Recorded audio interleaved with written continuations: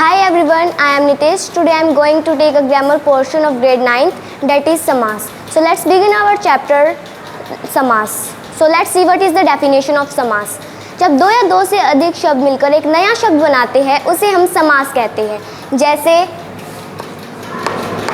राजपुत्र, राजा का पुत्र।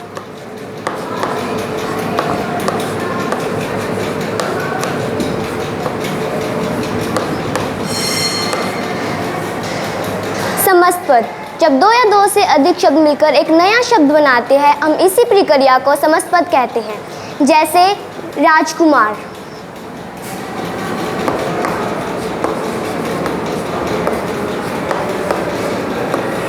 ये हमारा हो गया समस्त पद।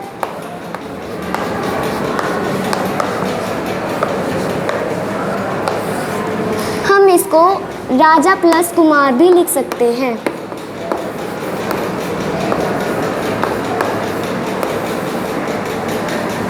राजा का कुमार या फिर राजा का पुत्र। फिर आता है हमारा पूर्व पद।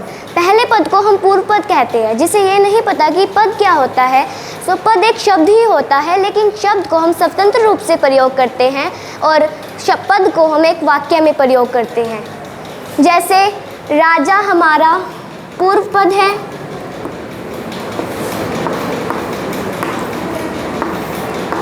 ऐसे ही उत्तर पद, दूसरे पद को हम उत्तर पद कहते हैं। जैसे कि कुमार, कुमार हमारा दूसरा पद है, तो ये हमारा हो गया उत्तर पद।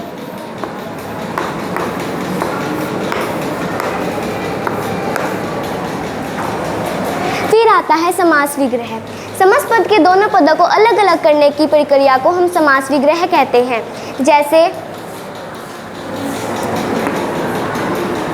रसोई घर, अगर हम इसका विग्रह करें तो हम लिख सकते हैं रसोई के लिए घर।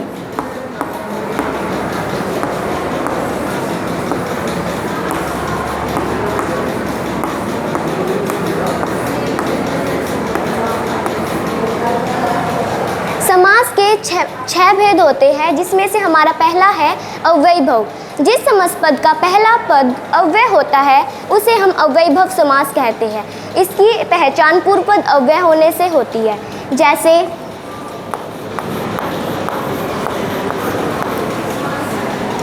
यथाशक्ति,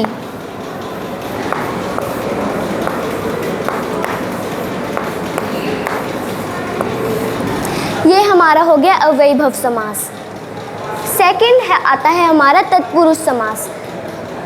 उदाहरण,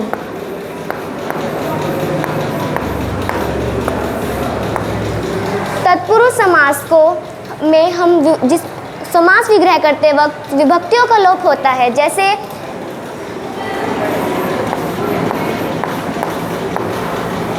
रसोई घर,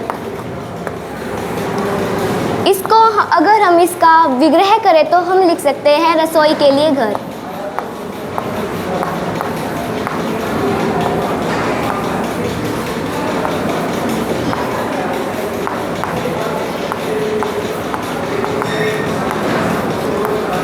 इसमें के लिए विभक्ति का लोप हुआ है।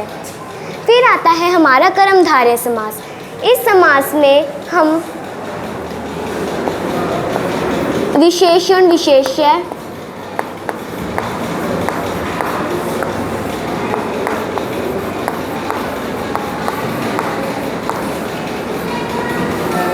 और उपमान,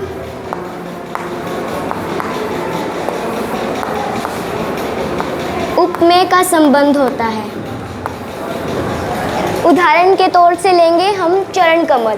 कमल के समान चरण, जो हो गया हमारा उपमान और उपमेय का एग्जाम्पल। ऐसे ही है हमारा विशेषण, विशेष्य का संबंध। उपमान होता है किसी भी एक प्रसिद्ध वस्तु को हम उपमान कहते हैं और किसी साधारण वस्तु को हम उपमेय कहते हैं। फिर आता है हमारा द्विगु समास। जिस समास में पूर्व पद संख्यावाची हो उसे हम द्विगु समास कहते हैं। जैसे चौराहा,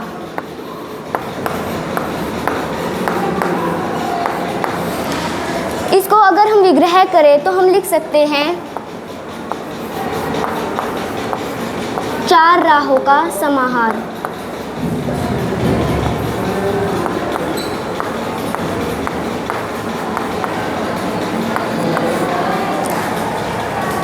हमारा नेक्स्ट टाइप है द्वंद्व समास।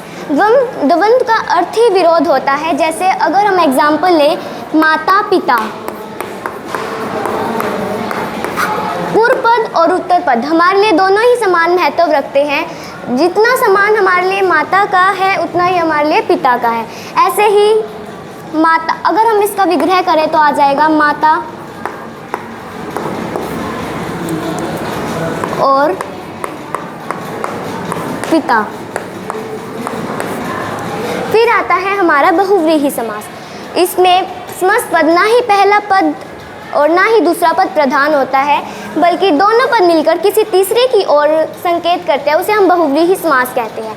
उदाहरण के लिए लेंगे हम मुरलीधर।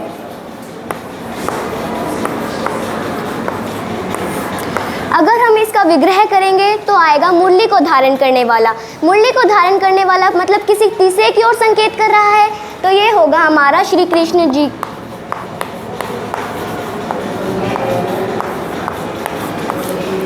ऐसे ही हमारा लंबोदर, लंबा है उदर जिसका, वो भी हमारे किसी और की तरफ संकेत कर रहे हैं, वो हो गए हमारे Shri Ganesh ji. So this is all about समास। Thank you and have a great day ahead.